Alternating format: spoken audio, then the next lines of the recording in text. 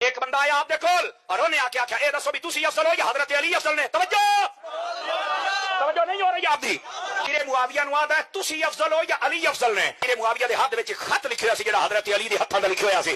آپ نے فرمایا اے خط ویدا پیا ہے؟ کہ جی فرمایا علی دے ہتھاں دا لکھیا ہویا. کہ مڑ فرمایا تو یہ پوچھنا بھی میں معاویہ افضل علی تو یا علی؟ فرمایا علی اتنا افضل ہے اتنا افضل ہے اتنا افضل ہے. اے دیکھو فرمایا میں معاویہ تے میرا پیو ابو سفیان تے ساری ساری نسل ایک پاسے تے علی دے ہتھاں دا لکھیا ہویا خط ایک پاسے. حضرت مفتی تقی صاحب نے یہی لکھا ہے کہ اگر حضرت معاویہ پہ یہ الزامات ہم مان لیں کہ نبی حضرت علی کو سب و شتم کیا کرتے تھے، گالیاں دیا کرتے تھے اور گالیاں دلوایا کرتے تھے معاذ اللہ، اور حکومت کی لالچ میں خروج کیا، تو اس سے بڑا فسق کوئی ہو سکتا ہے؟ میں سمجھتا ہوں یہ زنا اور شراب سے بڑھ کر ہے یہ فسق. کیا خیال ہے؟ اس کے باوجود امام بخاری ان سے حدیثیں بھی لے رہے ہیں، امام مسلم بھی لے رہے ہیں، امام ابو داؤد بھی لے رہے ہیں، پوری امت بھی لے رہی ہے، اور ادھر لکھ بھی رہے ہیں کہ فاسق کی حدیث مقبول نہیں ہے. یہی تو ہم اپنے سنی بہن بھائیوں کو بتا رہے ہیں کہ خود آپ کے علماء نے بھی لکھا اور مانا کہ جو شخص کے بارے میں آپ کو ایک وہ ٹرک کی بتی کے پیچھے لگا دیا گیا ہے نا کہ وہ کاتب وحی تھا اور فلاں تھا، اس کا اصل میں کردار یہ تھا کہ اس کے بارے میں متفقہ فیصلہ ہے کہ وہ فاسق و فاجر تھا. یہ آج کل کے یہ جو تکفیری جاہلوں نے اہل سنت عوام کو جرح کمال بنا لیا ہے نا، خود نعرہ لگانے والوں کو پتہ بھی نہیں ہے کہ وہ کس کے حق میں نعرہ لگا رہے ہیں. وہ کوئی کاتب وحی کہہ رہا ہے، کوئی خال المومنین کہہ رہا ہے. رسول خدا کی کتنی ازواج تھیں، تو ان کے بقیہ ازواج کے جو رشتہ دار تھے، جو بھائی تھے، وہ کیوں خال المومنین نہیں ہے؟ حضرت محمد ابن ابی بکر، ان کو آپ خال المومنین کیوں نہیں کہتے؟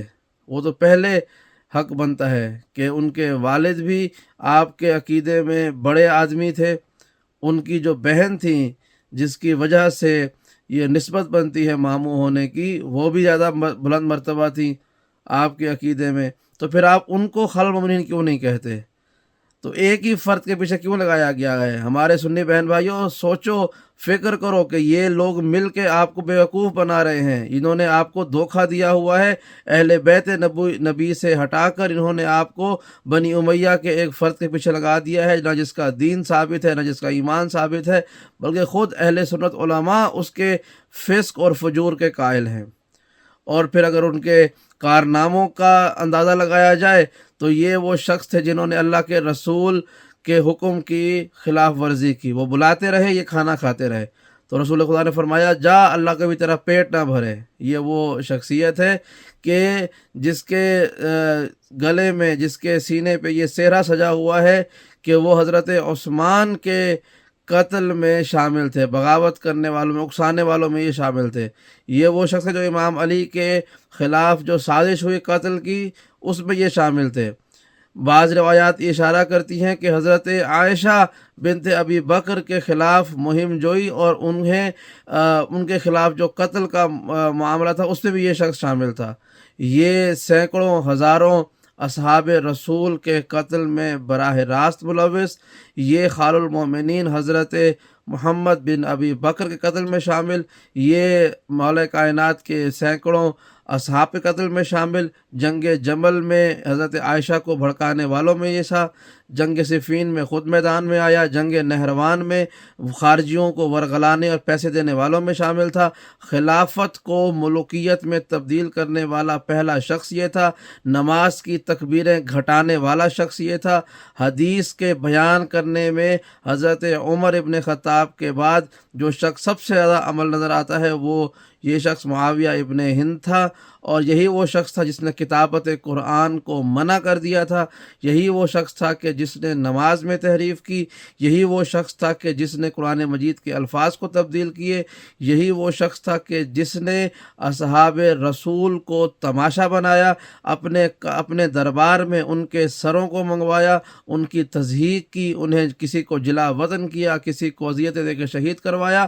اور میں آپ کے سامنے 20 کارنامے گنوا سکتا ہوں اس شخص کے کہ اللہ کے رسول نے اس پر، اس کے بھائی اور اس کے باپ پر ایک مرتبہ نہیں 7 مرتبہ کم سے کم لعنت اور نفرین فرمائی ہے۔ یہ وہ خاندان ہے کہ جسے پورے شجرہ بنی امیہ کو شجرہ ملعونہ کہا گیا۔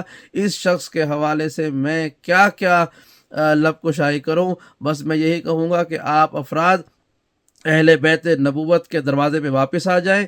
جو سنی بہن بھائی اب تک معاویہ ابن ہند کے پیچھے چل رہے تھے، اس کے جھوٹے اعزازات کو اٹھائے ہوئے کاتب وحی اور فلاں ڈھمک یہ سب لے کے چل رہے تھے، یاد رکھیے گا یہ سب بیکار کی باتیں ہیں۔ کوئی کتابت وحی نہیں کی، کوئی ایسا کام مارکت الارا نہیں کیا۔ جھوٹی حدیث بنا کر کے جو شخص میری امت میں پہلی دفعہ دریا میں یا سمندر میں سفینہ اتارے گا، لشکر بنائے گا، وہ جنتی ہوگا، یہ سب من گھڑت باتیں ہیں، جھوٹ ہے سب، ایسا کوئی واقعہ نہیں ہوا۔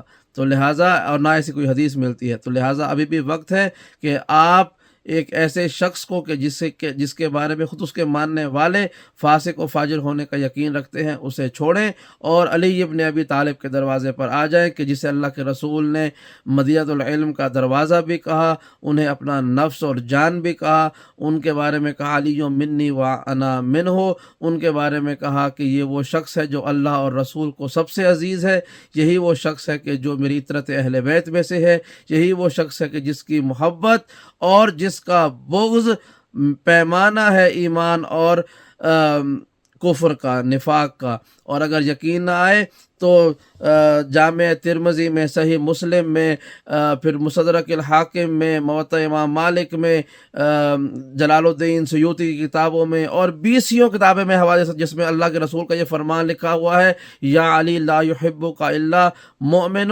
ولا یبغضک الا منافق، اے علی آپ سے محبت رکھے گا صرف مومن اور آپ سے بغض رکھے گا صرف منافق۔ تو پوچھے اپنے علماء کرام سے کہ یہ جنگ صفین میں معاویہ ابن ہند امام علی سے لڑنے کے لیے آیا تھا تو امام علی کی محبت میں آیا تھا یا امام علی کے بغض میں آیا تھا؟